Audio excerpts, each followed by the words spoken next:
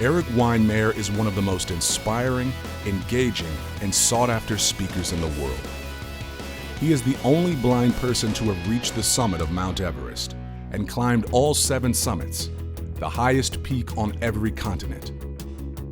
Erik has scaled El Capitan, a 3,300-foot overhanging granite monolith in Yosemite, and Losar, a 3,000-foot ice waterfall in the Himalayas. He is a pioneer who solo paraglides and ice climbs, and has completed the most brutal adventure race in the world, 460 miles in 9 days.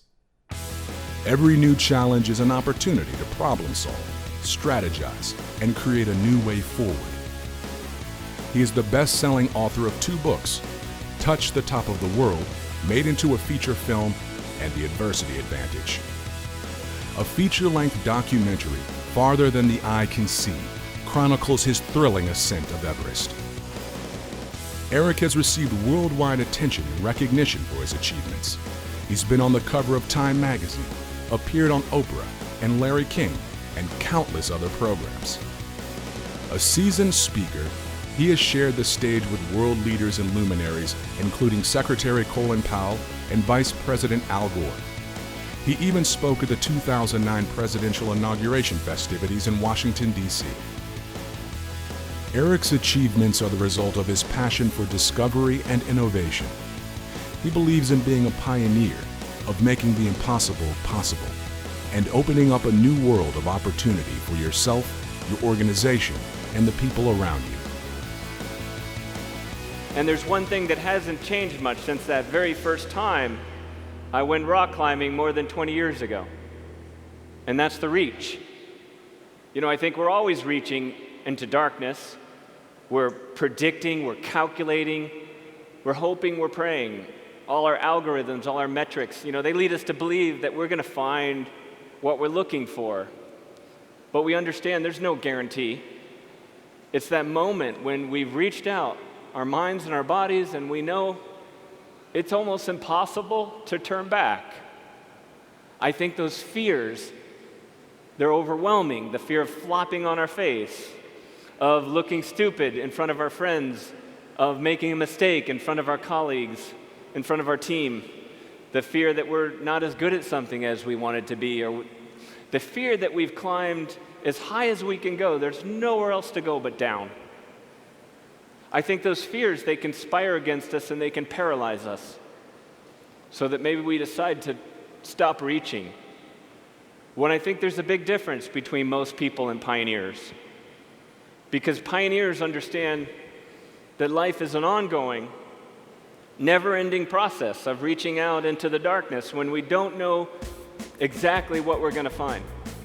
Erik's core message is to use adversity to your advantage by embracing problem solving and creating new systems and strategies, by turning into the storm and harnessing adversity so that it produces fuel for your dreams.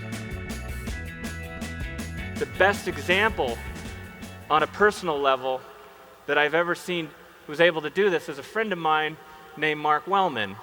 When Mark was 19 years old, he fell down a peak in the Sierra Nevadas and he became paralyzed from the waist down. And Mark decided that he was going to climb again. And he went out and he developed this new pioneering system. No one had ever seen anything like it. He has a pull-up bar. He locks onto the rope. He slides the bar up. It locks off. He pulls himself up. He slides up the rope on an ascender that's connected to his chest. He pushes the bar up. He pulls himself up. He pushes the bar up. He gets only about 6 inches up with each pull-up. He climbed El Capitan. They estimated he did over 7,000 pull-ups in 7 days. I've met a lot of people like Mark over the years. You know, they're who I call alchemists. You know, these people who seem to be able to turn lead into gold. You know, with an alchemist, they just haven't figured out how to deal well with adversity or survive it or circumvent it. They've actually figured out a way to seize hold of that storm of adversity that seems to swirl around us, to harness its energy and use it to propel themselves forward to places that they might not have gone to in any other way. Erik preaches that leadership is contagious, and his lively presentations remind us that laughter is contagious too. We had radioed out to a small airstrip near the mountain where my family waited. And now that we were on top, my dad and my 2 brothers and my wife, they were circling above us in this plane, watching us take our last steps onto the summit. We all had these red suits on, so we looked identical to each other. You know, we're waving our ski pole at the plane, and we're cheering. And I turned to Jeff. I said, "Jeff, do you think they'll know I made it? I want them to know I'm here." And he said, "Yeah, they'll know. You're the only one waving your ski pole in the wrong direction." It's good to have friends, I think. Erik believes that adversity holds the key to achieving everyday greatness in life, business, and society. When faced with adversity, you must summon your strengths.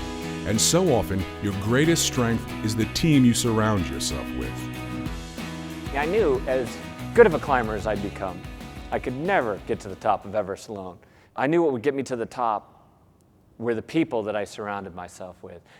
I wanted a group of people who weren't afraid to link their fates together inextricably, to be connected.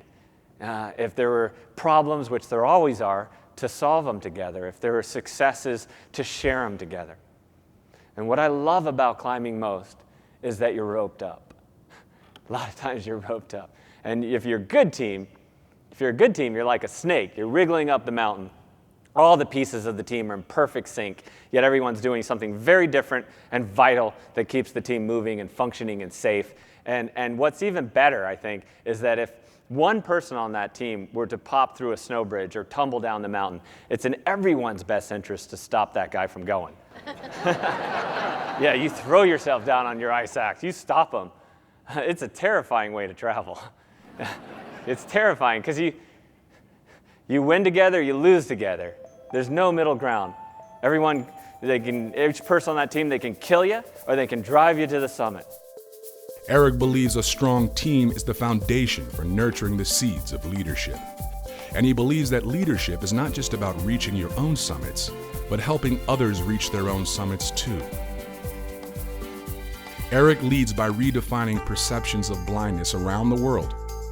He guided 6 blind Tibetan teenagers to 21,500 feet on the flanks of Mount Everest, higher than any team of blind climbers have ever stood. Their remarkable journey was made into the award-winning documentary film, Blind Sight. Erik is also a humanitarian who founded a nonprofit called No Barriers to promote innovative technologies and techniques that help people with special challenges live active and adventurous lives. Erik Weihenmayer reminds audiences to dream big and shatter expectations, to reach out from the darkness and ignore the limitations which others impose. He reminds us that there are summits everywhere, big and small, calling out, ready to be climbed. There are a lot of challenges out there. It's harder and harder to predict the future. I imagine there are days where you all feel, in a way, like you're climbing blind. But see, I don't think this is the time to lose our will, to be clouded by fear and doubt, to be swept to the sidelines and forgotten. See, I think this is the best time, the most precious time in history to be a pioneer, to reach out towards greatness, to take lead and turn it into gold. We do this for your own sake and for the sake of your team, but I think most importantly, we do it for the sake of this wondrous world that we live in. Helen Keller, she said, "I am only one, but still I am one. I cannot do everything, but still I can do something. I will not refuse to do the something that I can do." Thank you very much, everyone. Have a great year. Keep climbing. Thank you. Thank you. Fabulous. Thank you. Thank you so much. Thank you. Stay this way. Good job, Eric. Thank you. Good job, buddy. You did it. You did it. Good work. Good job, Eric. You did it, man. Woo! On top of the world. We are on top of the world, the apex of the planet. I can't believe it.